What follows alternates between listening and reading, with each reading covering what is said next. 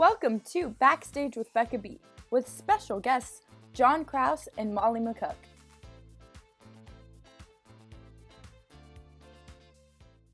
Hi everyone, and welcome to this episode of Backstage with Becca B. On this episode, this married couple met during Cruel Intentions LA. She was Annette and he was Sebastian, and now you might know him as the current Orpheus understudy in Hadestown, and her as Mandy Baxter on Last Man Standing. Please welcome Molly McCook and John Krause. Thank you all for coming on this. Oh yeah, thanks for thinking of us. And for dealing with my technical issues. Oh, don't worry about it. It's quarantine. It's not like we're doing literally anything. Right. Our dog Maxine is 6 months and she just got spayed yesterday. So she's just in a cone and all drugged up. So otherwise she'd be like jumping around and this would be impossible. But it's like, it's good. But very sad. Yeah, I had to kick my dog out of the room because yesterday she barked and I was like, no. Because the other dogs went out and I was like, you can't bark just because you feel left out. Yeah. It's amazing how many factors can just interrupt things like this. Like I do all my teaching on Zoom and just like the smallest little sound, I got to turn this off, I got to move this. Yeah. Well, anyways, how have y'all been through this? It's a weird time. Yeah, it's super weird. We've been okay, actually. You know, we have a really unique situation because John was in New York in a Broadway show when everything shut down and I was here. So even though that was really hard and sad because Broadway shut down and on the same day that John had his lead debut in the show, at the same time, it's like now we get all this time together, which we've been really needing and wanting for years, but especially since we got married, which has been almost a year now. So. Wow, time flies. Yeah. It's been what, 6 years since we met? Yeah, 6 years since we met in Cruel Intention. No, five. Yeah. That's better. But yeah, it's been obviously a huge adjustment for both of us. I mean, obviously we got a dog, which is a big responsibility, but she's honestly been the best thing for us because she just keeps us really present. And when things are spiraling out of control with the world or in our own psyches, she brings us right back here to the present. And she's the best. And I've been teaching a lot and you've been teaching some, and you've been like you have a book club and you've been playing Animal Crossing and Zelda. I kind of quit Animal Crossing once I built it to I hit my goals. You finished it. There's like a finish line. No, there's not. I did not beat it. Well, you can keep playing it forever, but you got to the credits, which is essentially beating it. What? I mean, the credits do happen pretty early on. I just I hit my goals. And then I think from then on, it's about literally just building the coolest island ever. And then I lost interest. Yeah. But I was nowhere near islands that I had seen, nowhere near. Right. Me with the Harry Potter game, I just lost interest. What's the Harry Potter game? What's that? On what? It's on my phone. Oh, fun. That's fun. Wait, is it the one that's kind of like Pokemon Go? I don't know because I've never played Pokemon Go. Okay. But I've heard of one that's like that where it's almost like augmented reality where you kind of use your phone. Kind of in a way. Yeah. It's interesting, but I'm sure. I have a short attention span. Okay. I mean, so you all have both done a lot of theater. Mm-hmm. So, and performing and acting. So have you all always known that you wanted to act and perform? Yeah. Well, we have different, we have different approaches to the business. Go ahead. You want me to start? Yes, I do. It's very kind of you. I in retrospect, all signs pointed to what I do. I was really into music at a young age. My brother is a musician. He's a great drummer. And he played piano when he's 8 years older than me. So I saw him always sitting at the piano and I always wanted to do that. And so I took piano when I was 9, but I was so bored. I was I just want to play drums. My mom was like, you have to play piano to get to drums. And I never got through enough piano to make it there. So I was like, screw it. And then I picked up the guitar when I was 13. And I was always drawn to performing in some way. I took a clown class when I was 10 or something. I did a poetry reading contest in third grade that I won at my school. But I never got involved in theater until I got to high school. And once I had like a proper theater class, I was like, oh, these are all the things. Like I can perform and then I can also sing and marry the music with it. And that's where musical theater all comes in. And I started singing at church. But it wasn't really till like halfway through high school that I was like, I think this is something I can actually do and that I'm good at. I always played sports and things, but I never felt like I was ever going to be a professional sports person. Athlete? That's the word. A professional sports person. I like that better. But I was drawn to it so deeply in such a way I couldn't really describe, that it was just like, I have to do this. It's just like, there's no other option. You know, I didn't have a plan B, and so I just kind of went into it full steam ahead. Got into a great school for theater, and that's where I was like, okay. So I got into like a great school, and it's going to give me that kind of experience that will prepare me for the world, because I felt like I was so behind. I'd only had my drama classes in high school. And so once I got there, I was like, okay, this is like, I'm going to do this as a profession. And thank God I still am somehow. Yes. Yeah. Yeah. And yeah, now, I mean, I was like totally the opposite. I basically came out of the womb like singing and dancing.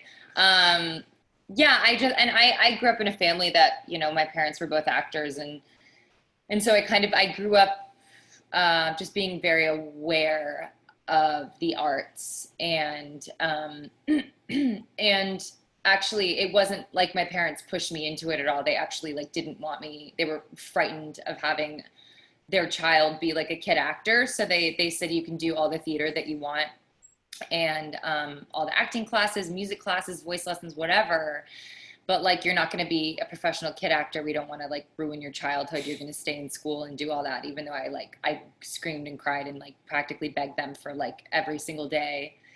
Yeah. And then, so I did a lot of theater camps and a lot of productions and voice lessons and stuff like that. For years and years. And then I was like 15 when finally they couldn't shut me up anymore about like auditioning professionally for TV. Cause I was like in an acting class with all these kids who had their own like Disney and Nickelodeon shows, who all like, I mean, I wanted that. I wanted that exact same thing. But in retrospect, looking back, I'm really glad that they did what they did and made me stay in school. And, yeah, and I started professionally auditioning like when I was 15, and I booked my first job in like doing an episodic thing, but then I didn't work for a couple of years because I was always too tall. Like I was way taller than everyone that was my age, and it wasn't like I looked older, so I couldn't play older. I did like one episode where I played a basketball player, and I still was like so much taller than all the other girls on my team. But I continued to do theater, and then and things kind of started, and I really, really did a lot of productions like all through my like teenage years. And I went to a summer camp where I did a lot of productions, and I did a lot of them here too. And then things kind of like slowly started picking up for me, like with TV auditions and stuff, like I guess when I was like 20-ish, but yeah, 19. I don't know. Yeah. So how did you all both get into the LA theater scene? Because I asked Jordan about like how he met everyone for Cruel Intentions the other day, and everything seemed to come back to Molly. Well, Jordan and I have a lot of history. Like we met and we kind of like started a lot of things together. How did I initially even find out about Rockwell? I mean, like the thing is that's different for both of us is we both grew up in LA. I mean, he grew up in Palos Verdes, but that's it's LA. And I grew up here. So I really was always kind of like in the know of the theater that's been going on because I was here, but also because like my friends that I grew up doing theater with, like seeing kind of what they were doing nearby and stuff. So that was it. And then I think I had the idea for a long time that like, oh, in order to do theater, I need to like move to New York and try Broadway. I mean, and it's true, like the theater scene in LA is quite small, but when I had like discovered Rockwell when for the record, was still there. I just was like so madly in love with what they were doing and making musical versions of movies and kind of like combining whether it be like directors or whatever, or themes, or, you know, and kind of making these jukebox kind of musicals, and to be able to like look at the audience members or sit on their laps and like and have them be a part of it. So I was really in love with that, and I can't initially remember, but I think it was like literally someone that I knew, or someone, or maybe even that we like went to Rockwell to see a show for fun, and I was like, I have to be a part of this group.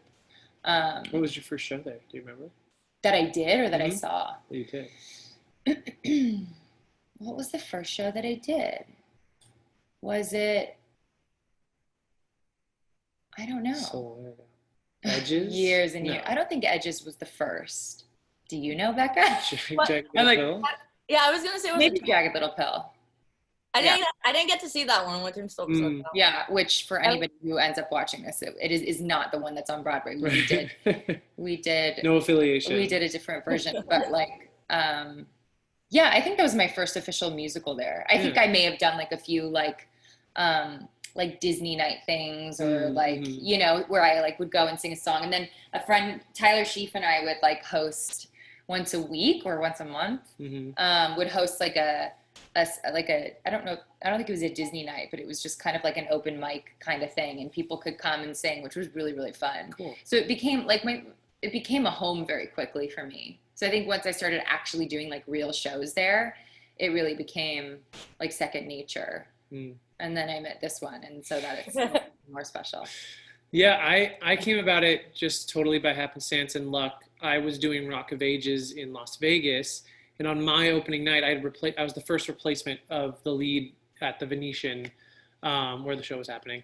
And on my opening night, they were like, "Oh, by the way, we gave free tickets to the cast of Wicked, who's in town." And I was like, still such a fangirl of Wicked. I still am. You fangirl? I guess right. I have something to tell you. No, I guess there are fanboys. Of course, there are fanboys, but I always go to fangirl. I know you. So I was like, okay, no pressure. You know, other professionals and I was only 23 or 24 at the time, and I still felt like very green and scared. And anyway, so they were all in the audience, and I remember just trying to give like an even better show for them. And it turned out that my friend Adam McDonald, who was the assistant music director on the tour at the time, he was living with Emma Hunton, who was the Elphaba. And so we like spent the next, I think they were there for like a week or two more, and we like. And Lindsay Pierce, wait, wasn't she there? Wasn't Lindsay Pierce? They came back and like. Oh, got it. Like a few months later, but Emma and I got really close in that time, and then the next stop for them was LA. And so while she was in LA, she started to kind of put down her roots again back in LA, because she is based here. Well, now, yeah. And so she got the opportunity to join Cruel Intentions, and just by happenstance and the universe working in mysterious ways, Constantine Rizzulli was going to go to Vegas to do a show, and I was about to leave Vegas to come back to LA. And she's like, actually, the time is going to be like, perfect. We need someone. We need a guy to replace Sebastian. Does anyone know anyone? Because that's kind of how things worked there. Yeah. There were auditions every now and then. And now I think there are, like, they're mandated. But it was kind of just a word of mouth, like, who do you know? Who do you trust? Because it's a family and you don't want to mess with the vibe. So I came in, and we have my audition with her on tape, which is crazy. We're backstage. He's holding his son. Quote unquote, we're backstage at Rockwell, and we're just, it's crazy. We're just acting for the first time, and it was an immediate connection of acting. It wasn't, it wasn't a love connection at first sight. I mean, maybe it was. Who knows? But that was my first introduction. And I guess I've gone back to do little one-off things, but I'm so grateful for it, because it was the first thing I ever did professionally in Los Angeles. And it brought you back home. Yeah, it brought me back home. My parents, my whole family got to see it. My agents out here got to see me in something. It was really special. And then I met you. Yeah. That's like number one. A little fact. Yeah. Did you all ever expect when you joined Cruel Intentions for it to get the reviews it got and the audience reactions that it got, because it was loved by everyone. I know, I know. I mean, like, look, it's such a hit or miss. I mean, for anything, when you're creating something, you don't know how it's going to be received by people. And not to mention, like, you pick something like Cruel Intentions that's like a cult classic, and to me, I'm obsessed with that movie, so like everyone would love this, and you put 90s music with it, and duh. But then you have to remember, like, is everybody else going to react the same way? And for me, I was involved with it from the very beginning, like when Jordan first had the idea, and we even just had like a table read and talked it out. It was such an interesting thing, because we just kind of thought, like, what a fun thing to do with our friends, like, period. And to be able to like continuously just like do that, even if it was for just like a week or two. So no, I don't think you ever expect any sort of like big reaction. I mean, it was such a blessing that it kept getting extended the way that it did. I mean, I look back on that year and like we really did it for a really long time, and then we brought it back to another venue later, and then it went to off Broadway and a tour in England. It's just and you just never know. You really don't. I don't think that we expected that at all. But then once it started happening, we were like, oh, okay, we have something really special. And because there was so much, a lot of the parodies there. She biting? She's okay. Just... a lot of the parodies there, she has the cone on. I just want to make sure she's not getting around it. Yeah. The parodies there are so wonderful, and that's why I was so excited to do anything there, because like you sit there and you laugh and you laugh and you laugh and you drink and you eat, and it's like such a fun thing to go see. But there's something really special about Cruel that was like a mix of that with like a lot of heart. And obviously, like, I give all the credit to the movie because it has that already. But I also give credit to like all of us who were a part of it, like everybody of the creative team and the actors who were even originally or who came in, that like they just like we knew the vibe, and that was just like, I think, just bringing honesty and heart. Yeah. I'm gonna make sure that it's funny. I'll take it. So what was cool coming from Rock of Ages is actually Rock of Ages started in a little bar on the Sunset Strip in Los Angeles. So it had the same beginnings. So I've seen, firsthand what a show can do from those humble beginnings. But when I heard about it and the way Emma pitched it to me, I was just like, there's no way it's this good and this fun in this like little dinner theater kind of space. Maybe I was on my high horse of like coming from a huge venue in Vegas and like all the glitz and glamour of that. For sure. But I came and the first time I watched the show, I was like, oh, okay, got it. Like she blew me away because her voice is like so distinct and so exciting, and and her acting, like weeping and crying and belting all at the same time, like everything. And then Connie was incredible, and I was like, wait, I get to like sing those songs and act alongside this tremendous actress. And then like everyone else in the company, no one was a weak link. Everyone had their moments. It's a really special show. Like everyone has a moment. And not to mention, we're 90s babies. So to be able to be like, I get to sing Iris, like to be able to like sing the songs that we grew up listening to. Sorry for interrupting. It's fine. But that was special. We're going to talk about it later. It's fine. It's gonna mark it. One of my questions. But yeah, so it was, I don't think I ever thought it would get as big as it did. But in retrospect, everything is hindsight 2020, right? But it had all the makings to be a cult classic yet again, and it kind of is. Yeah. There's a special connection there. Yeah. So speaking of 90s songs, what was your favorite 90s song to sing in the musical? Oh, I mean, mine was song you didn't sing in the musical. Song that was in the musical, but like you didn't sing. Oh, interesting.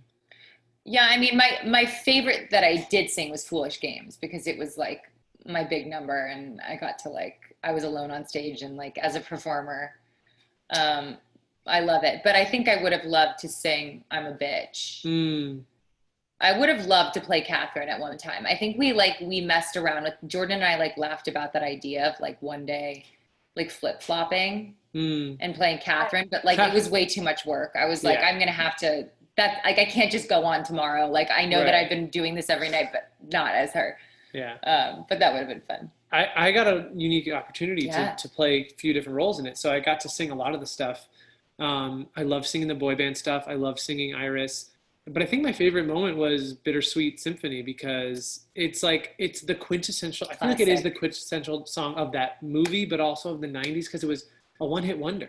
They truly like the Verve. Like what else did they? Yeah, do? we hear it all the time. And like we'll like walk into it's everywhere. Like a grocery store and hear it, and we'll be like, we'll kind of look at each other and be like, it's a sign, and then we'll be like, wait, like it's just this a very is just song. always on.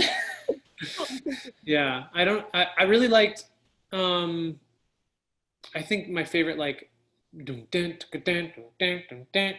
a girl. Yeah, I don't sing in that, right? But I'm in the scene, right? Mm-hmm. Yeah, but I think it's my favorite like just guitar riff in the whole song, in the whole show. I did love how like every time, and this is a sign that, I mean, for like why it was so successful and the song choices and things, which was all Jordan. But like every time a song would even start, like even before we would start, I also loved Torn. Oh my God, I loved Torn. But every time like it would vamp, like any song, especially Torn, every time it was like, like the crowd would be like, oh my God. Yeah, they'd anticipate it. Yeah, actually Natalie Imbruglia, that song is like an epic, like classic 90s song that we all know and love a lot.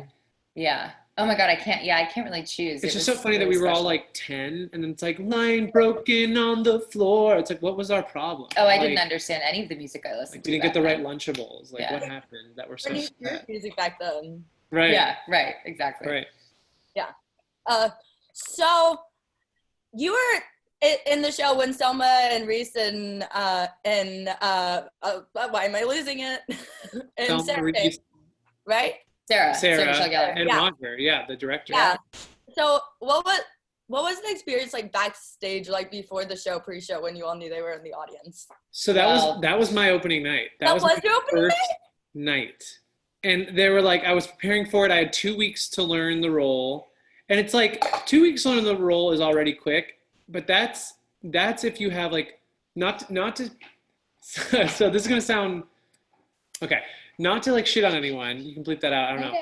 But it's not like it's not equity, and there's no like professional stage manager who is like dedicated to teaching the role as it's done. There's no Bible, which is literally what we call like the show with all this, with every script marking, every blocking thing. It was just kind of like my first day of rehearsal. The director wasn't even there. It was me, you, and Daniel, who was the assistant director. But it was like, still in process. Like, I don't know, like that must have been so terrifying. We just it was kind of like choose your own adventure in a way. So I kind of got like, oh, maybe head over here around here, and then you can maybe do this. And I was just studying the lines every second of every day. Yeah. I was just barely off book when we got there. And then I think only a few days before we found out they were coming, right? I think so. I think it was like, they're coming, and then like someone would drop out, and then we were like, we don't know. But then of course it all happened to fall on my first day. That was wild. That was wild. Yeah. Even if one of them had been there, that would have been wild. But to have them like there, right in front, was truly like. I think I didn't black out totally. Like I remember certain moments for sure, but I mostly blacked out because I was like, just get through it. Don't screw anything up. Yeah. They know the words really well. Like there's at one point where Reese said her line with her. Yeah. And I just remember it happening. They were all singing every word to everything. But there's a moment, I think it's during Torn. They were all singing it, all three of the girls, and they had been drinking and they were singing it. And then I think we have some dialogue, and you leave. You're like, whatever, like screw this, and you leave, and you start to leave, and I go, wait. And you literally hear me go, wait, and you hear Reese go, wait. And then the crowd and then everything paused, and everyone was laughing at Reese, like saying it, and she was like, sorry. But of course, for us, we're at the height of like drama, and we're like, I'm looking at you like, what, am I gonna laugh? Am I gonna cry? Like, this is insane. Woo! Makes it both. For me, the most present memory though is right after when we like all went back, and there was like security around for all of them, and we got to like meet them and say hi, and Reese gave us, or was it Reese or was it Sarah? No, it was Reese. She gave us all gifts. These gift boxes. The Serafina, you know that store Serafina, like it's like this really cute kind of bougie, like they have little candies and stuff, and she gave us all these gifts, and I remember I didn't eat them for a while because I like kept them out. And I was like, Reese Witherspoon gave these. Yeah. Yeah, they were all really. This is memories.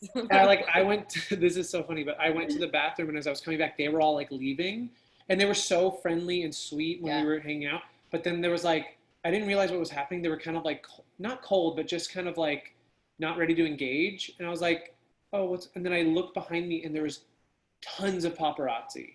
And they were just like in the mode of like, we need to get out of here, keep our heads down, security. So they were like being briefed on like how to get out without being mobbed. A whole other world. And so I saw like that side of it too, which is kind of the scary side of celebrity. Yikes. And so it was like a weird roller coaster of like, we're in the presence of these amazing people, and then all of a sudden you see like the darker side of their life that's very private and kind of difficult. So well, not but not private. But not private, right? The opposite, right? Yeah. Public. Right. So it was really interesting. Yeah. But that's interesting. I didn't know that was actually your debut night. Yeah. Oh. So I was like, everything after this is cake. Never forget. Yeah. What a huge thing. Yeah. I mean, probably second favorite moment from meeting Molly. Yes. Close second. Close second. So John, you did the tour of Wicked a couple years ago. Yeah. So what was that experience like, and what was the audition process for that like for you? That was really fun. And it's so funny how small the world is. Like Connie had done that show, Emma, who I met while she was doing the show. It's because it's been around for so long that now so many of our friends. So many people passed through it. Yeah. And I'd had a few auditions for it before.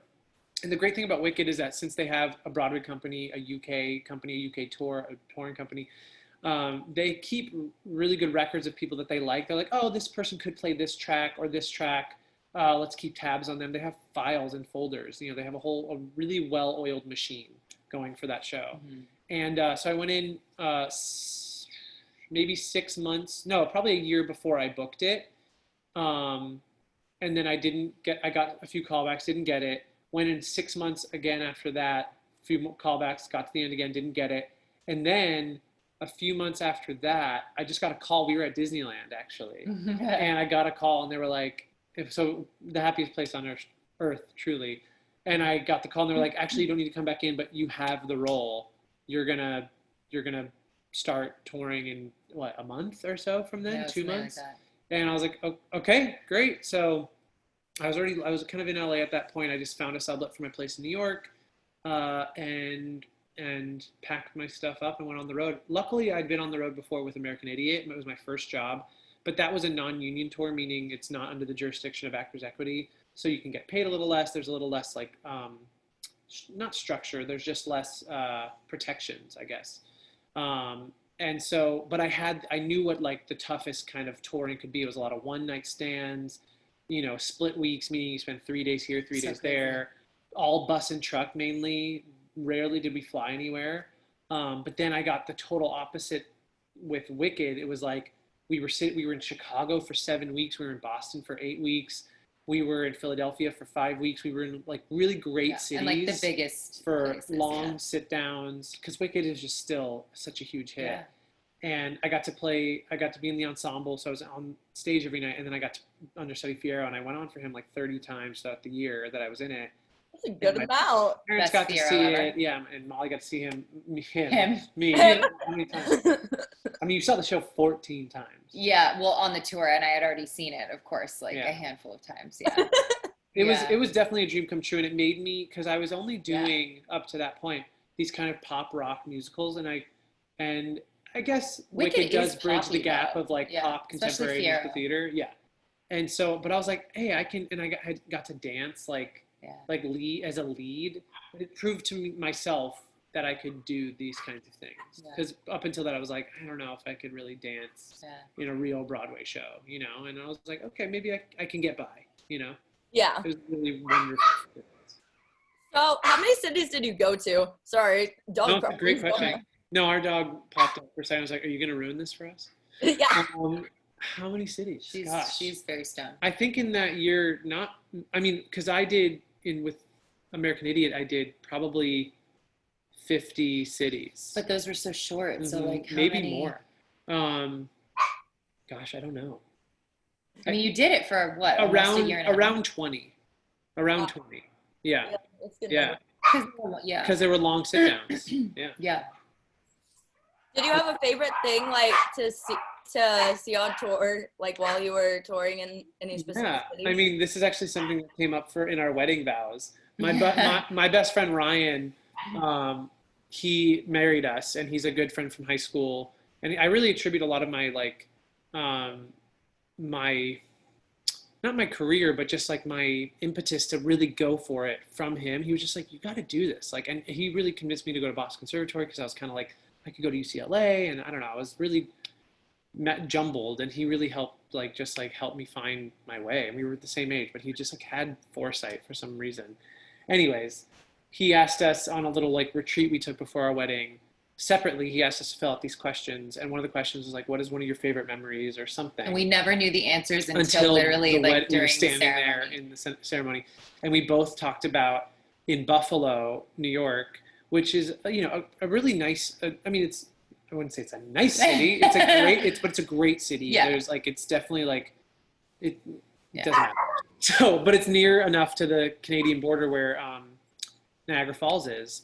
And we went and I'd been to Niagara Falls once before, but I didn't go like on the Maid of the Mist and do all the things that you're supposed to do there. And we decided to do it. Yeah. And it is such a thrilling experience. And you have like your poncho on. And we both thought that we thought we were gonna capsize. We thought like they went too close to the waterfall. Because no one really tells you like what it's gonna be like. They don't really like warn you what it'll feel like. And so there is a long moment where you're like almost you're like under looking the water. around Yeah. in your ponchos, and you're like, hey, is anyone else freaking out? Because we're going right toward it. Like, is this okay? And we almost like had this like weird, we're like looking, we were, like, and I each wasn't other, looking, screaming, crying, laughing. And we weren't like going, I wasn't like, is this okay? Was this okay? We didn't say it to each other. We just were like, okay, well, if this is it, like in our heads. Yeah. Because it wasn't until after where I was like, I thought maybe we're going to die. And he was like, same. Yeah. It was just a super, It was a super rare moment where we're like, could we be dying together? But it was just so much fun. We were laughing. We were laughing, but also crying because it was hysteria. Total hysteria. Like the coolest thing about, and it's stupid for me to say because I haven't been on the road, although we spent a lot of time on the road. Yeah. But like I think that is the coolest part about it. It's not like living out of a suitcase or like going from hotel to hotel or however you're doing it, but it's just that you get to see different cities and restaurants, and you get to try the different food, and you like literally go to new cities and you're like, what's the best restaurant here? Yeah, or like what are the hikes? We did a really beautiful hike in Buffalo also. Yeah. Buffalo just turned out to be because it could like have been really a really unexpected bleak place. thing. But, Buffalo was memorable. Yeah, for sure. Yeah. Well, Molly, you're doing TV now, but would you ever, after kind of getting a glimpse of tour life with John, would you ever think about like doing a Broadway tour, or would you rather be in New York City, like on Broadway? Yeah, no, I wouldn't do it. I'm not. What if we did it together? If we did it together, yeah. Like if we 100%. could play Jenna and Pomander on the Waitress tour. Yeah, that's the dream. That would be sick. Or is it still going? Well, nothing's going right now. But, I don't think it was still going, but yeah, maybe the first like regional production in LA. Oh yeah, in a heartbeat. That's not a question. It was I don't know, like a world that I had never. John was really good at it. He was really good at like kind of making each city and each like hotel room or each Airbnb like his home. Like that's what you have to do. You kind of have to like unpack right away, kind of like do your thing, have your little like zen area, your setup, so you don't feel crazy. But honestly, like that tour was so, I love all those people so much, and I became so close with them that like it did feel like a family, and so for that was special. But then again, you guys were like all pretty much, except for a few people, like everyone was basically the same age, so that made it more of a family too. I can't imagine like being in a different kind of show where everyone's kind of all over the place and has their own life and has their own way of things, and maybe it would feel more alone. So I don't want to say never, like I would do it with him in a heartbeat, but I love having a home, you know, and if it is New York for a moment, which it has been, you know, that's different too. But yeah, it also depends on the show. If it's a dream thing, project, like, you know. yeah. What would your dream show be? I mean, I do dream of playing Jenna in Waitress. That is like, that's a dream role. But also if there was any sort of like new show. I mean, like if Sarah Bareilles wants to do another show with her music, I just like, I would sing any song of hers. It's always like within my range. So like, yeah, I mean, I don't know. I know that Almost Famous is happening, and Penny Lane's also a dream. So it's just like, I love those movies, but also if there was something original and something new and something that fit my vibe that I would like dream of doing. Also, that's also a dream to like originate something, you know, and I know that is for you too. Yes. I mean, you did. Yeah. You originated. I mean, I guess, yeah. You originated Beanie Man in Man. Hadestown. Yeah. Beanie Man. Is that what you call him? No, well, it's just by happenstance in any show, tracks become named after something innocuous. Tracks. Okay. No. Check me. Sorry, that's a stupid inside joke. Oh my god, that's so Don't you have a name for him? For who? Yeah. That's what you're saying. Yeah. Sorry. I name characters in the ensemble when I play a character. I name it for myself, not really for anyone else. But also, I came about this name because Reeve asked me before I'd really come up with it. And I decided on Jax because my initials are J-A-K, but also Ajax is a character from Greek mythology, and it's a Greek tale. So it just kind of like fell into place. So Beanie Man is named Jax, if you want to know. But then, like on Wicked, my track was called Ponytail because he has this really cool ponytail at one point. And then there's also like the lifter track in Wicked because he does a lot of lifts. Or like Palm Tree. Palm Tree. Palm Tree is one of them. It's like the girl who has like yeah. But my track became for like the swings and understudies and stuff in Hadestown. They started calling him Beanie Track. Wow. Because I'm the only one. And okay, before I get into Hadestown, you've had a track and you understudy a character in 2 shows, or did you do it in American Idiot too? I did it in American Idiot as well. 3 shows. It's so funny. Like the big shows that I've done, the big tours and Broadway have been ensemble understudy, and then all my regional stuff have been leads. I just saw that in like I did a bio recently. I was like, oh, that's interesting how that works. But that's really how it does work, I guess, before you move up. I don't know. But how do you memorize the track and the character you cover? I don't know. I don't do it very well, I don't think. Yes, you do. No, my first like regional job when I was in college was at Santa Rosa Repertory Theater, or Summer Repertory Theater as it's called, in Santa Rosa up north in California. And it was after my sophomore year of college, I did it, and it was a whole summer program. Like I went the week after I got done with school, and I finished the week. I had to go back to school, excuse me.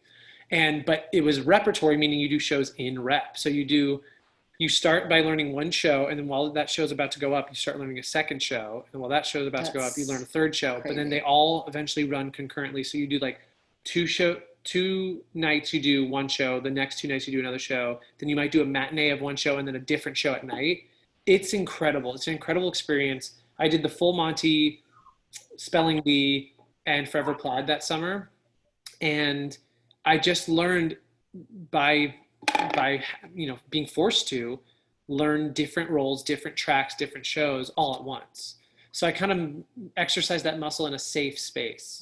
That, I mean, was still for performance and people bought tickets and things, but it was all mostly college age kids, and we were all just kind of learning together.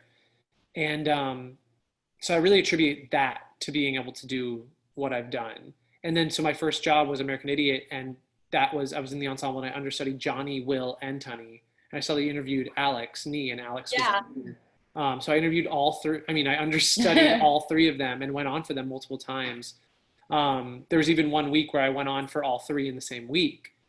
So yeah, I just like by these crazy happenstances and just you just got to do it. When it's your job and there's a paycheck on the line and your reputation on the line, I don't really know how. It's just like paying attention from the very beginning. Like from the very beginning of rehearsals, I was always clocking what everyone else was doing, even when they were learning it. And I would try and learn it, and they'd be like, "Oh, they changed it. I gotta learn the change." So crazy. It's hard, but you gotta just, and then you gotta do your homework, take it home with you, and give it some time to like, settle in there, because you can't just leave it all in the room and go home and like have a drink and chill out. I mean, there has to be balance, but you have to like stay on top of it.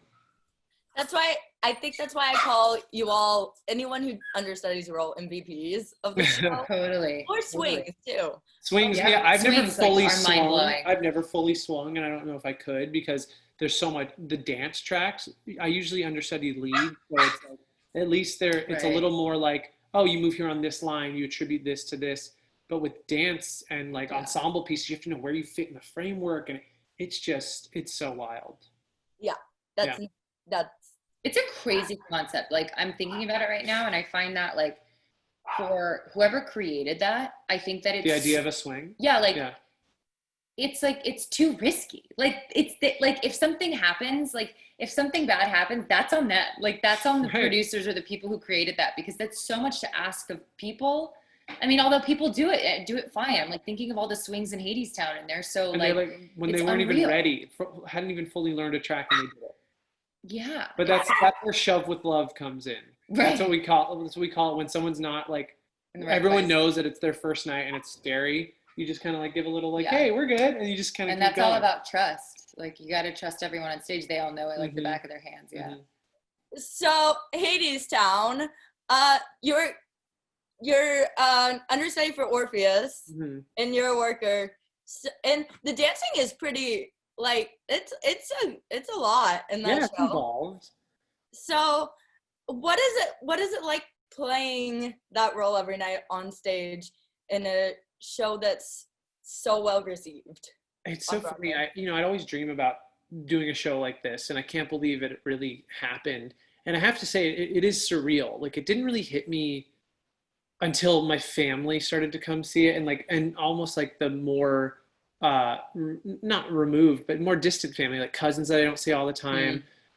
When they started to see it and I kind of saw it through their eyes, it was just like, oh, right. And then I it created this fandom. We started getting fan art and all those things. And like, I'm kind of like, I'm like, why me? Like, don't draw a picture of me. That's so like, what is going on? But once I kind of like I let go of it. I was like, this is special. So whenever I'm tired, because 8 shows a week also can take it out of you. And no matter if you're in the best show on Broadway, whatever is going on, it can take a lot out of you. And also, there's many moments where I missed Molly and I missed my family, and I was, not alone, but it was just like, you kind of get into that cycle where it's just like, you can't really see your friends because your friends are usually working at night or during the day. And then I'm working at night. It's just like, it's funny. But it's a lifestyle. It's a whole new lifestyle. Yeah, absolutely. But at the end of the day, when I would get there and I'd see, like, I used to have my dinner when it was nice out on the marquee, like under the marquee on the little like fire escape outside. And I just watched people coming to get their tickets, and so excited. I felt that energy. And that's always what I wanted to be a part of since I saw my first Broadway show, just that energy in Times Square, near Times Square in the theater district. And like, to know that I'm some small part of that constellation means everything to me. And doing it every night was, like I said, sometimes it could be really tiring, but from the moment I stepped on stage, and it's such a welcoming, like, we just run out there and wave. It was just like, okay, we're here to there's no real, like, I mean, it's pretense, it's theater, but it's like, we're part of this together. It's a communal thing. It's a religious thing, really. For me, like, theater is my religion. And so it felt like a very spiritual experience. And I have this moment with Andre at the very beginning where he touches my shoulder, and I'm the first person he touches. And just like right there, I'm looking at this Tony Award winner who's had an incredible life in the theater, and he's about to take us on this journey. And all I have to do is go on the journey and enjoy it. And I do. I at the end of every night, there's never been a night where I've gotten off and I've been like, that sucked, or this is getting old. Yeah. It was just like, because everyone was committed to the goal of creating a new piece every night, a new energy, and maintaining this beautiful thing we helped create. Because at first, when you're in a rehearsal room, you never know who's gonna like it, if it's too weird or too out there for people. But to see it receive the accolades it got, and just like, I can have all the great reviews, but the main thing for me is that people love it and that people connect to it, to the music. And then we have the record on our record player right now because we just got it from New York, and listening to it again was like, revisiting an old friend. It was just really, really lovely. Yeah. And wait, have you gotten to hear him sing like all the songs, like all the Orpheus songs? Oh yeah. Okay, what's your favorite to hear him sing? It's tough. Wait, for me? Yeah, because that's my favorite song in the show. And so, and when I first saw the show, I remember, I think what was so crazy for me was hearing his stories about rehearsals and every day and describing these things to me. And he was like, yeah, so there's this song. And obviously I had listened to Aeneas's album of it, which is, they're the same songs, but it's very different, obviously. But I love that version too. But I loved it on there. But that's all that I had in my head. So when he's describing this number of like swinging lanterns and things, I was just like, what? Like, what do you mean? And you know, I got to sit in like house seats for a lot of the times that I went to see, thank God. But like when I first saw it, and so the lights swing right over my head, and I was just like sobbing. And like, you know, already like him being a part of it or not, it's such a powerful moment in the show that was so beautifully directed, and the lighting is so special, and the music, and everyone, it's just like all of it was so amazing. So yeah, to hear him like finally singing Wait for Me, I just was like, give me more, do it again. Yeah. There's some photos of John doing like his put-in rehearsal, one of them, he had a few, and I just like, I couldn't get over those photos, like seeing him in the wardrobe and holding the guitar and across from Eva. Yeah, it was just crazy. Yeah, that's hands down my favorite. I think it's cruel that the world is making us wait to see him on. Cruel. Yeah, it's really cruel.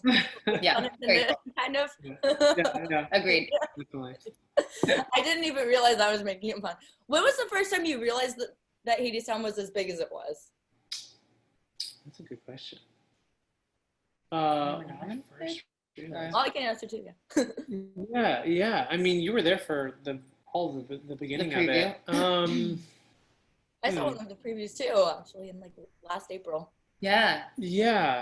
I guess. I mean, opening night was spectacular, and like having my family, my mom was there and Molly was there.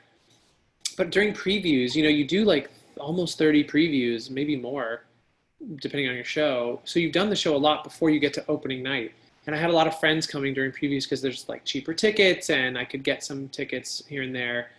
And all my friends were being like I remember Michael, my friend Taccone, who was in the Share Show at the time, he was just like, this is it.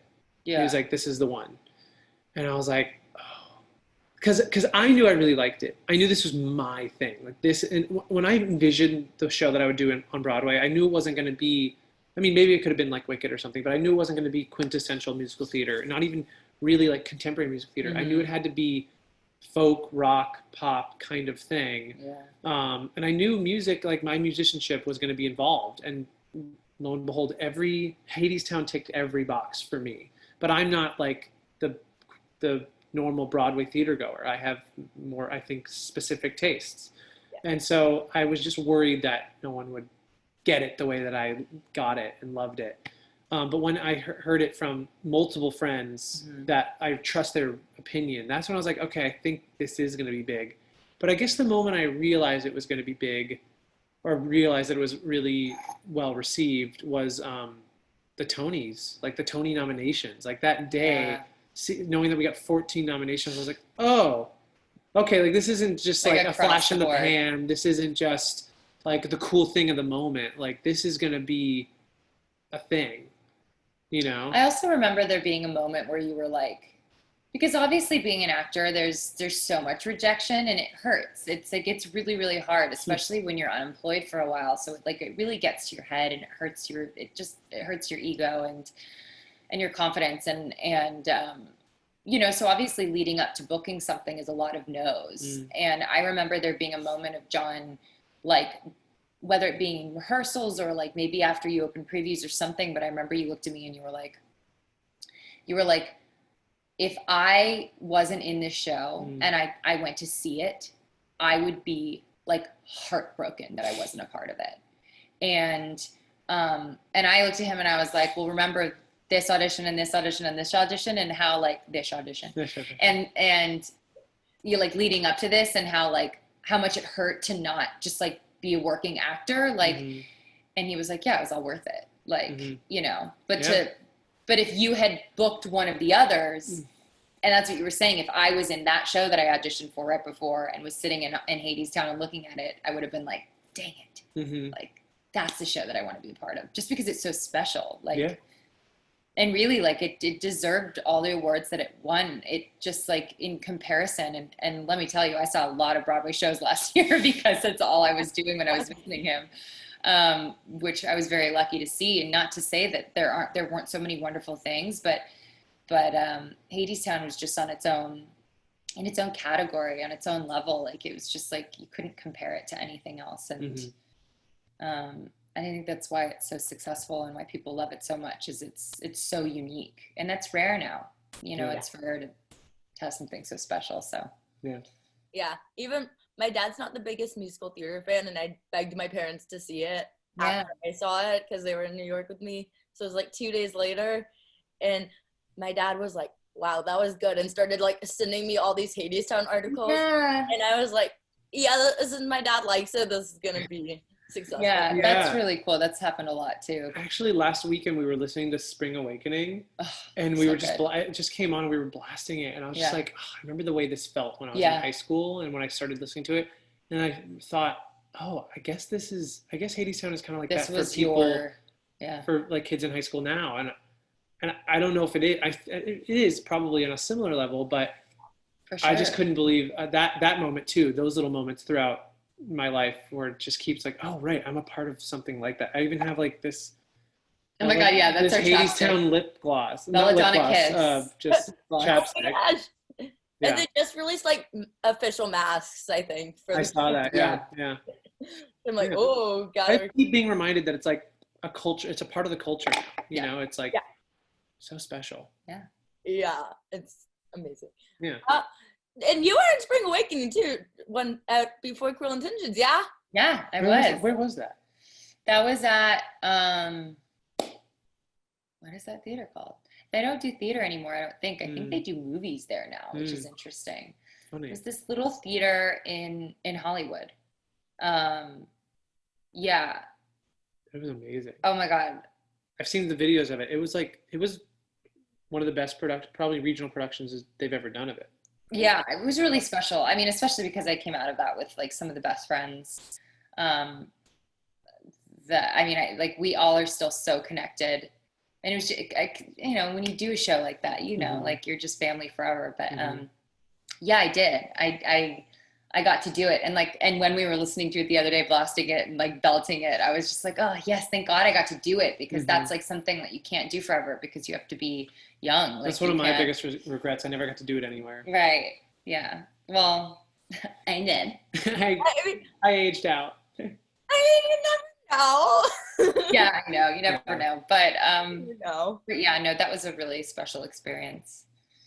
Very coming of age. I was 21. Yeah, really. Everyone was like we all were like right there, which is the perfect age to do it. Yeah, because you're just beyond like the age of the characters, so to have some perspective, but you're also still feeling a lot of those things. Yeah, totally. Yeah, that was really special. I'm glad I got to do that show. But now you're playing a beloved character on TV. Yeah. How did you get involved in the show? Because you got involved recently in Last Man Standing.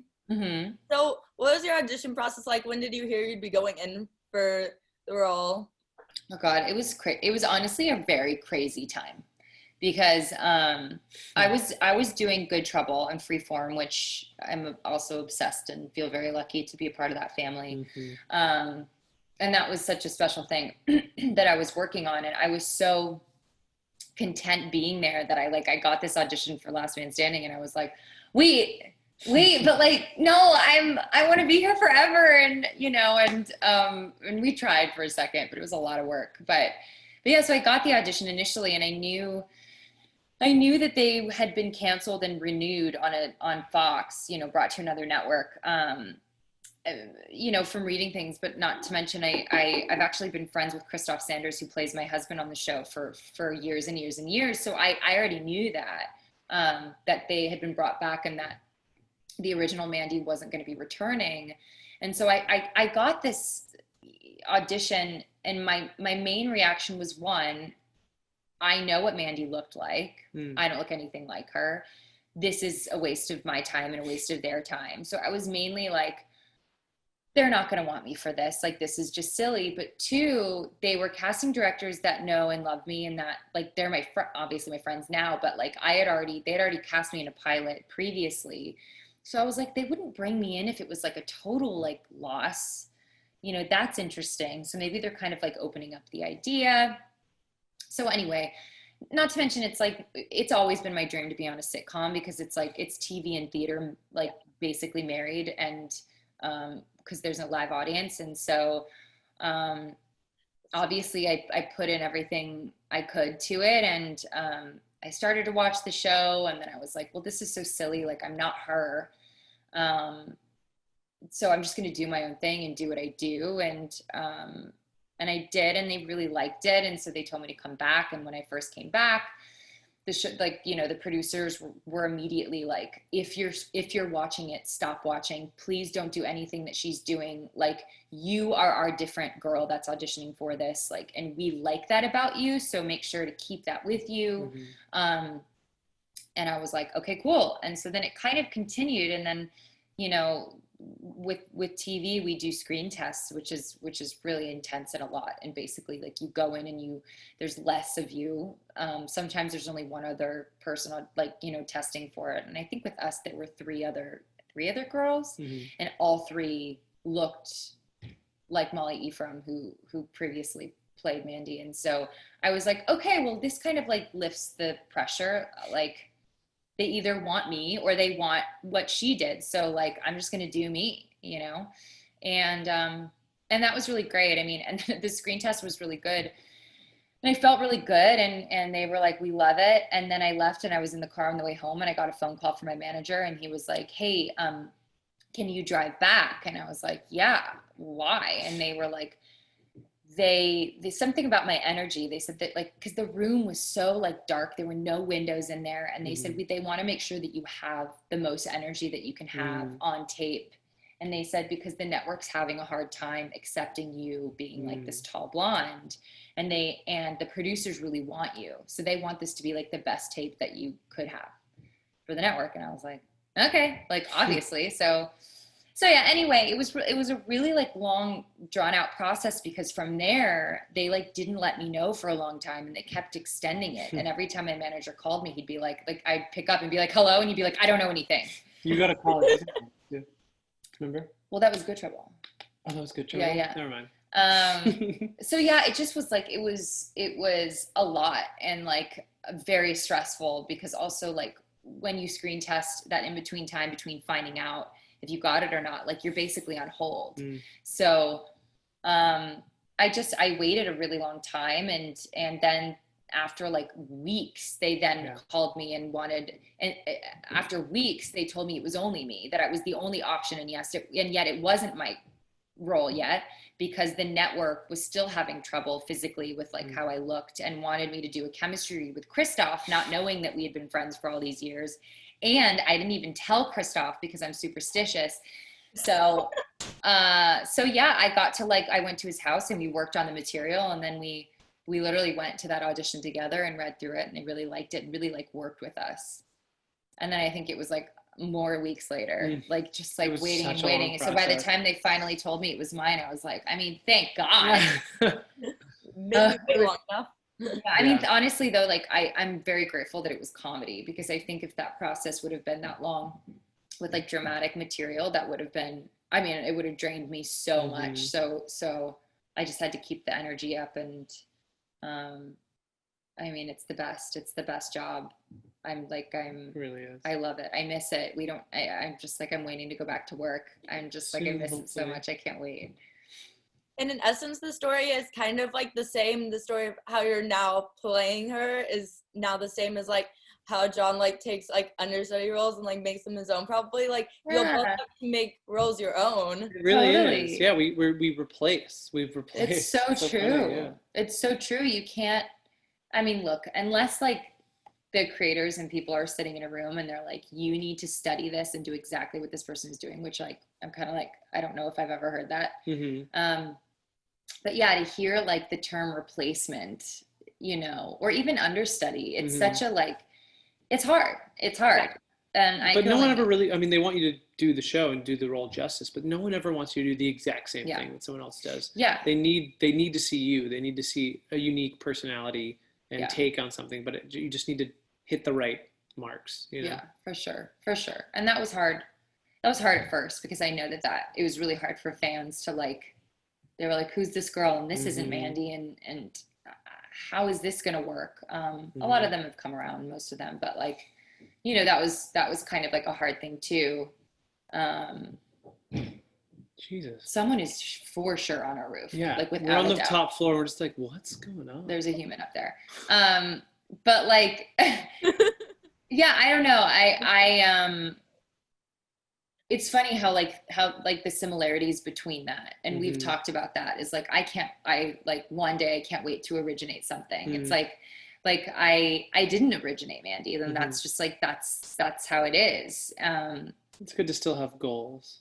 Yeah. Yes. Yeah. But I've definitely made her my own, and now feel part of the family, which is the best. So it's good. If you could originate roles in the same show, what would it be? Like musical. Wow. Oh, like picking one that already exists and like that we wish we. Or that you could revive. Oh, interesting. Whoa. In the same show. I just thought of this. Well, I don't know if I'm really right for this part. Maybe with the glasses, but like Little Shop of Horrors. Oh, yeah. It is my dream to play Audrey. I'm not gonna lie. I feel like I could play Seymour. Yes, you could. Of course you could. Yeah, that'd be really fun, because there's the comedy. And you could also play the dentist. And the I could play the dentist. This would be fun. There's multiple characters for you. Yeah, that's a dream. That's a good one. That's a dream, Maybe but Into also the Woods. Yeah, that's also a dream. Woo! But also that's my favorite show. Also the last 5 years. Well, just say it. Yeah. Yes. Can we get this production going on in LA? We talk about it all the time. But it's like, does anyone want this? Yes. We do, and Becca does. So. Right. Yeah, I vote yes, and I'm sure everyone who sees this will vote yes. Right. I mean, who do you all look up to in the entertainment industry? Good question. I think we both have a similar person, Jim Carrey. Yeah, we love Jim Carrey, and Robin Williams is like, it still hurts that he's gone. Yeah. Yeah. That was a big one. Yeah. We're both drawn to them primarily because they're so wonderful at comedy and drama. Yeah, which is so hard. And they both can actually sing really well, which is so funny. They always do it in like a comedic way, but they're actually so good. They're just so gifted. Yeah. I mean, I love Julia Roberts. I love Sandra Bullock. I love Charlize. But those are women that I really look up to. Like, my dream is to bring rom-coms back in a really special and good way. And those ladies, I mean, really brought, Meg Ryan, they all brought like this, like, effortless, honest, and like, just honest, like, period. That's like the number one thing that they did, whether it was funny or heartbreaking. Like, and Kate Hudson, like, I love like the honesty that they bring. And I hope to be able to do more of that, a little bit of both. You will. Thanks. Yes. My the person that I saw on Broadway that made me want to do Broadway specifically was Raul Esparza. I saw him in Company when I was like 16, 17. And just because to me, Broadway was just like doing the same thing every night and like show hands, show hands, jazz. Do I do theater? Jazz hands. Like I didn't know, I was high school, was naive to it. I didn't know like what it really was and what it entailed. And seeing him, and then we got to do like a little talk back with him after the show and the whole company.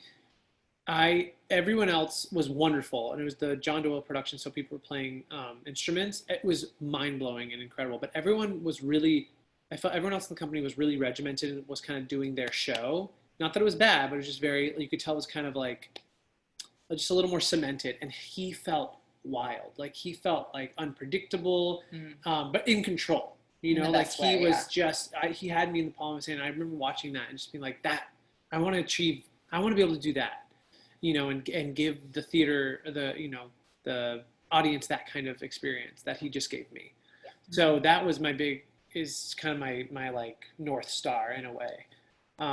But in film, I really love John Krasinski. I think he's brilliant in all forms, and he's also a writer and now a producer and director. And I'm really inspired by his like trajectory. Both of them, that couple, my God. Yeah. Goals. Yeah, a couple goals. I mean, a couple goals here too, though. Oh, definitely. Yeah. I think I put that on my Instagram earlier this week. Couple goals, yeah. Yeah. Molly mentioned self-confidence earlier today. How do you all work on self-confidence in this industry? Because it's tough, I feel like. It's really hard. Yeah. Yeah. It's hard to like work on it. It's like right. Either it kind of feels like you wake up and you have it or you don't, which is like, yeah, I mean, like I said earlier, the rejection is hard. The rejection's really rough. My mom was an actress for a while, and then she quit because she didn't love it enough.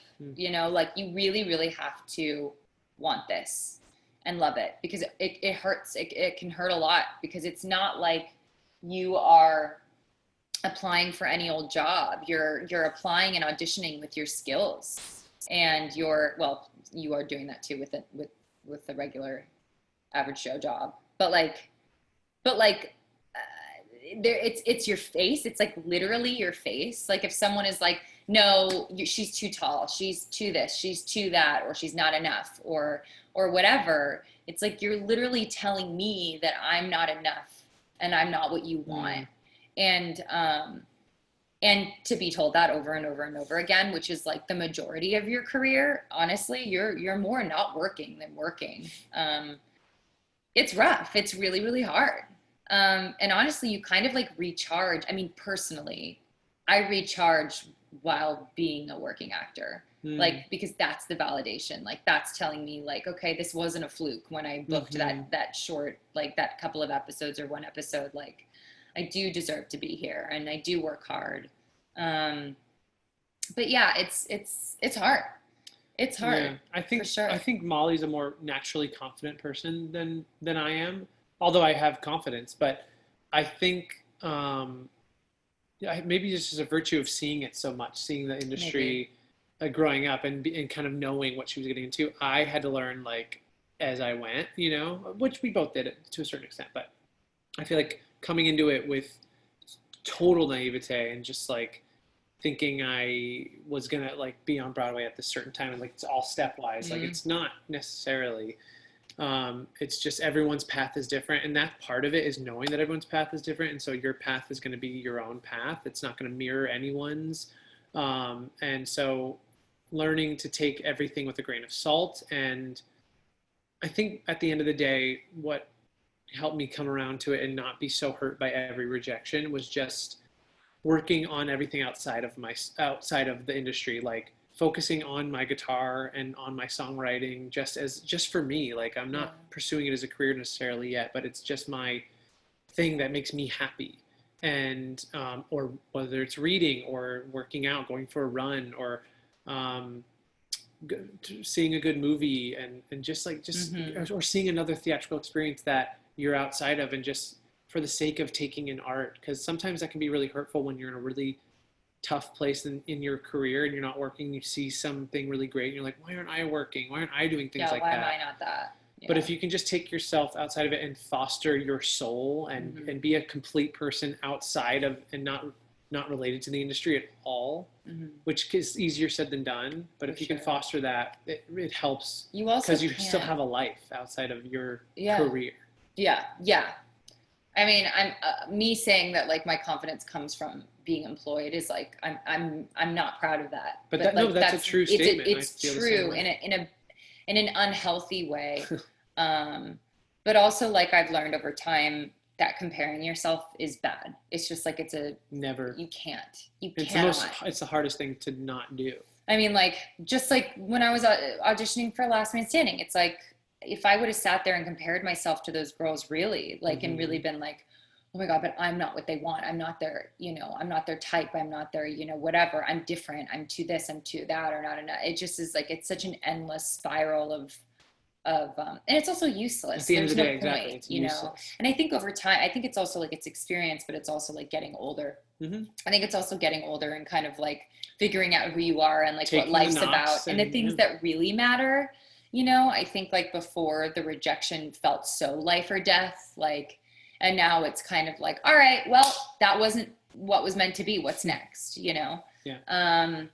Not to mention, like, when you have, I'm such a believer in that, like you just said, but I fully believe that if you are happy in your personal life and you have like a good head on your shoulders and you know what you want and being a working actor isn't your number one end all be all, then like you're going to be okay and everything else will fall into place. Yeah. Because they can smell that on you. They can sense that. You walk into an audition room and you're like desperate because you haven't worked in a long time or you need the money or whatever. Like they sense that, and it's just not healthy for this to be like the most meaningful thing in your life. Right. It's just like, it can't be. Right. Yeah. So yeah, that's just like the mental health realness of it all. Yeah. It's hard. It's hard. And it's easy for us to say it right now because we like have been working, but it's true. Talk to us in 2 years when we're out of work for a year. And yeah. I mean, we have friends who've like moved home or who have quit or who have moved on, because they don't love it enough. Like my mom, like she looks at me and she's like, I never loved it like you. Like I could have never done what you've gone through. I quit so much earlier than that, It's just interesting. You have to have a certain amount of strength. Sure. Strength, but also like you have to be passionate about it. You have to really care. It has to be meaningful, but it can't have the only meaning in your life. Yeah. So kind of based on that, I think it was kind of addressed, but if you could give your younger self advice, what would it be? You want to go? I think I did kind of already. I mean, I think my it's constant everything we just advice, said, yeah. I think my constant advice and definitely would be to my younger self would be to not compare myself to other people.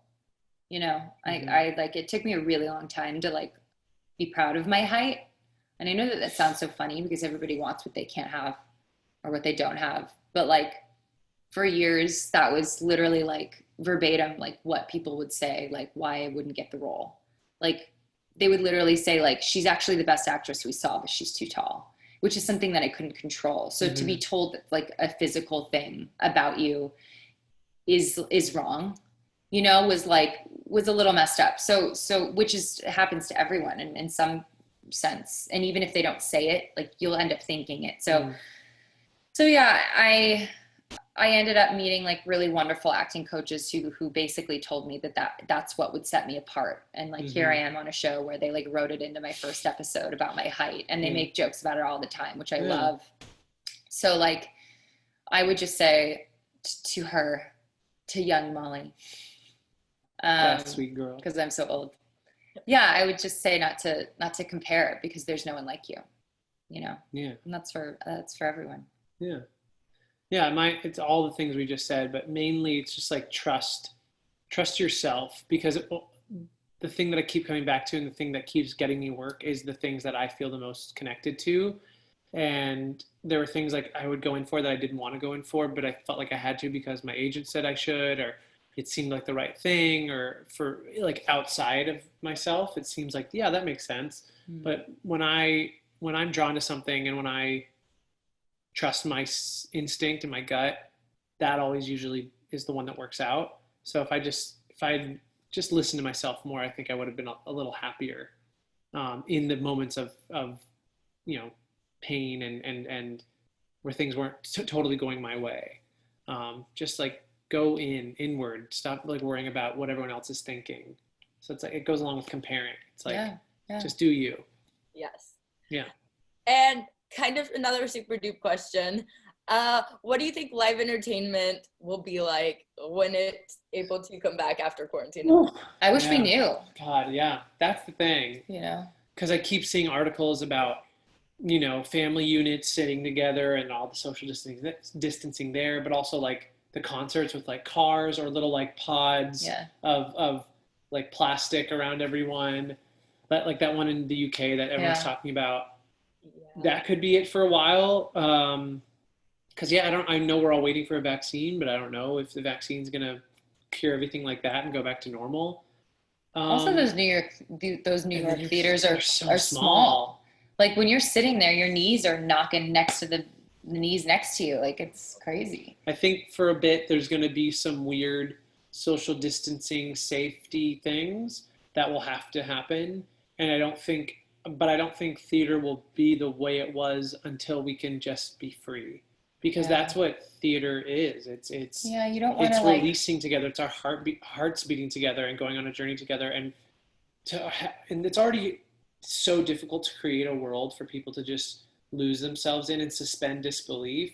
But when you're surrounded by plastic barriers or masks or whatever's going on, I think that's another layer, another hurdle to get past.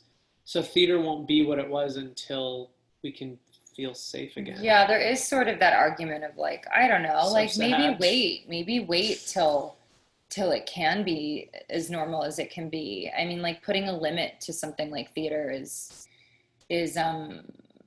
but then again, it's also like it's a business, so they have to. Right. No, I know. And I hope that they do figure out ways to do it well, and to make people happy and to fulfill people's jobs and have them get back to it and stuff. Mm-hmm.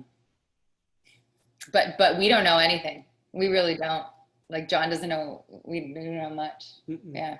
About what the plan is or anything. We're really out of the loop, just like everyone else. I guess I think it's just like it's uncharted territory, obviously, this whole pandemic. So, it's not like this happens every once in a while, and we have to adjust. We just like they're figuring it out. I guess we're being a little bleak, but yeah, I just don't see it. I don't see like the restrictions putting on it being like a great way to come back to theater. I mean, I want theater back. That's what I'm saying. Yeah. Right. Yeah. So I wish I was a little more optimistic, but it's hard. It's hard because as performers, like that's what you want. Mm-hmm. Like you want the full experience. Right. Not just for me, but for the audience too. Yeah. I don't know. I mean, I was super optimistic in March, so I understand. I was like, oh, we'll be back in a few weeks. Totally. He thought when he came home, he thought he was only going to be home for 2 weeks, and he hasn't been back. Yeah. It's like, it's going to be back in May or something. Right. Fantastic. Here we are. Hello, August. Yeah. So weird. And now it's like, what? When? So what's the first thing you're going to do once quarantine eventually ends and it's safe in this world? Wow. Disneyland? Disneyland, I know. No, I kind of want to be like Europe. Okay, yeah. Our honeymoon was canceled. Yeah, we had a Europe honeymoon. I would say if I'm not thinking about how anxious I'm going to be around people or germs and things like that, mm-hmm. like if that's not on the table, then yeah, I would say like our Europe, our Italy and Paris trip, hands down. Yeah. And then Disneyland, we love Disneyland. Like people would make fun of us how much we would go. Well, we're not obsessive. We're not like we're not the people. We don't have Mickey Mouse things everywhere. Like we go maybe once, twice a year. Yeah, max. but it's just still. It's magical. It's magical. It's the best. I mean, but then like the idea of being there right now makes me want to die. Like like literally no thank you. Also, like I don't want to be in a mask at Disneyland, so like that doesn't sound exciting to me either. It's like So and walking around, I think. Right. oh my god, yeah, Right. I don't know, but we miss those things. So those are definite. You know, it's been really nice to get out into nature and stuff. And just go to the movies. Yeah, oh, I miss movies. Yeah, just go to the movies. Yeah, we're moviegoers because I'm a popcorn obsessed. It's really funny though, like moviegoers, like when you say like we're moviegoers, I used to be like, isn't everyone? But like, no, people aren't. No, some people aren't. Some people don't like going. I'm like, what are you doing? Yeah. It's like $20 max, and it's a movie. It's a great experience. Yeah, like, we go love to it. the movies. We love it, but that's like our date thing. I know people who just like they like it in the comfort of their own home. I feel like now they would like to go because how many movies have we watched in our living room now? Yeah. And that I kind of wish that we watched. Like I'm so excited to watch Mulan, but I know that I'm going to be like, dang, like in a movie theater, this would be incredible. Right. But I highly recommend. My dad, he has these really cool like surround sound headphones that are wireless. I should everybody should have them, honestly. Like I actually want to go over to their house and watch Hamilton with those on. That'd be fun. Ooh. Yeah. Send me the link to this so I can post it in like the description of the video. Oh, the for headphones? sure. Yeah. I mean, they exist everywhere, but like I'll have to see what ones he has. But they're pretty remarkable. They're amazing. So fully like you can't hear. We're like, hey, you can't. Hey, like John, yell at him across the room, and he's just like. I already talk loud, and my family already has to like. Like you need to get your ears checked. Like, oh yeah, no, we're loud talkers too. Yeah. Sometimes I'm like, I'm sure my hearing has gone down after thousands of live shows that I've done with crazy speakers. That's yeah. Yeah. What's your favorite ride to Disneyland before I get to the last question? Okay. Well, they're categories, right? Okay. For the thrill, Space Mountain. Duh. Does California Adventures count? Yes. Yes. For the thrill, Space. California Adventure. Oh, really? I always say adventures. But there's multiple adventures. There are, but it's just like the one. Yeah. For the magic, I think Soarin'. Totally. And for the adventure, Indiana Jones. Great. Oh yes. And for the nostalgia, Peter Pan. The Peter Pan forever because it's still the same. I don't want them to ever change. I love that. Like my mom was on that. I mean, they've updated some of the things. Yeah. Like there's some of But pretty much. But like the fact that my mom was on that ride when she was a kid. My mom was at opening day of Disneyland when she was 5 because her husband, her dad was my grandfather was a videographer for a local news affiliate, and so they were there. And then they got to, and they have their golden ticket. We have it in glass from opening day. It's very special. So cool. By the way, if anybody, I mean, for those people who have Disney Plus, there's so many magical things that you can watch on there of like the making of Disneyland. Like, what was the making of one that we watched? Imagineering. Yeah, Imagineering. Story. Imagineering Story is amazing. Like literally the creation of Disneyland. And there's prop culture. Prop culture where they like find. It's just like there's so many wonderful things on there that like that's kind of been like fulfilling our lack of Disney. The magic. They're really special. We love Disney Plus. Oh, I love anything Disney. So same. Yeah. And Indiana Jones is my all-time favorite thing. Oh, nice. It's so good. Oh God, I forgot Cars Land. Yeah. Cars Land is like one of also my favorites. But Cars Land and Peter Pan, I'm just gonna say the lines are always way too long. I always do single rider and Cars Land. Always. Yeah. I don't think I've ever ridden unless you like. No, that one time we end up together. We had a guide. We got to go with a guide once, and that was like so bougie. And it was the same feeling I got when I got like fan mail. I was like, why me? Like I was like, don't look at me. I know like, you going do through feel the exit, and like you're like, I'm sorry, everyone. I'm sorry. But the experience is quite special. And that's not just because of my job. Like you can I mean, I do know you can pay big bucks to like get a guide, but it's pretty crazy. But and then lastly, is there anything that you all have been working on in quarantine, whether it's covers, because I know you all do a lot of covers together, or anything else that you'd want to promote? Oh gosh. Promote. I mean, no, we've nothing to promote, sadly. But we're doing a concert on Saturday, but it's just we're doing one song. That's tomorrow. Yeah, we need to practice. Yeah, we're singing. We're singing a song from Waitress. Which I think we are. We can put in the link. Actually, well, this probably won't be out in time, so. Yeah, we're going to. We are going to. I'm going to make happen. I'm going to make us make a video of that song. Mm-hmm. We will with your dad, which would be really cool. Yeah, we're going to make that happen because we miss it. We with everything going on and things getting pretty yucky out there in the world, we kind of like took a break from it, but we miss it. We're always singing together, like that's nonstop. But like, and now that I have like more audio recording equipment, I'm gonna start trying to make some stuff. And now that everything's here from New York, like my guitars and everything, I'm gonna start putting out some original things. So that'll just be on my probably Instagram TV, and then like if I can get like a Spotify going or a SoundCloud, I'll probably just do that. Mm-hmm. I don't have anything on SoundCloud yet. I guess I could put one thing up there and get it going, and I'll send it to you. It's gonna be great. Yeah. I was gonna say, I'm thinking a lot of people want to take guitar lessons. Reach out. Oh, yes. Yeah. I saw something about this right before I went on Zoom today. I have like 12 ongoing students, and everyone seems to be loving it. I'm loving it, so it's going great. Yeah. Aw. Yeah. I feel like I'd love to hear a duet of any Hadestown song. Yeah, maybe we should do. Well, we did it live at Times Square. She doesn't like the version. I hate that video. Well, not the version. Me. It was scary. It was hot.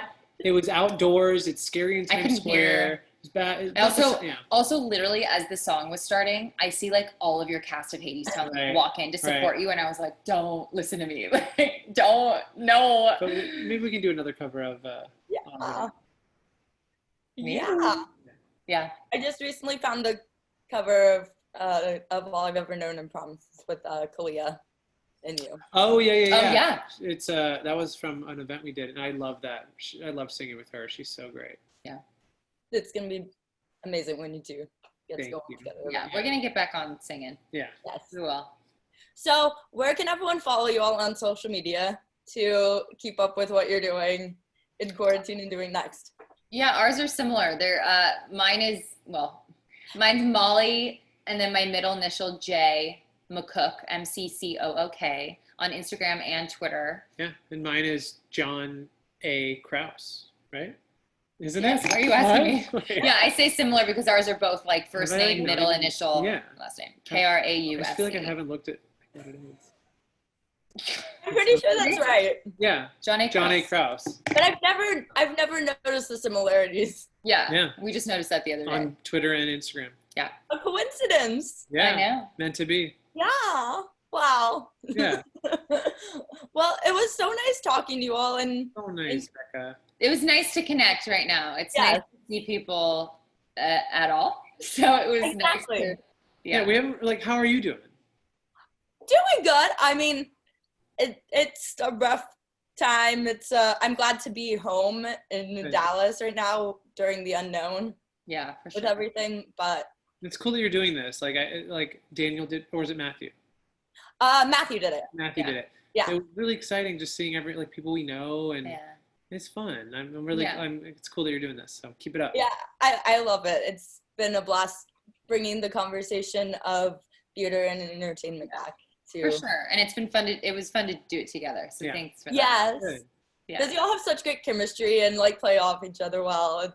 That's good because we're married, so that'd be weird. Yeah, that's good because you all are married. Yeah.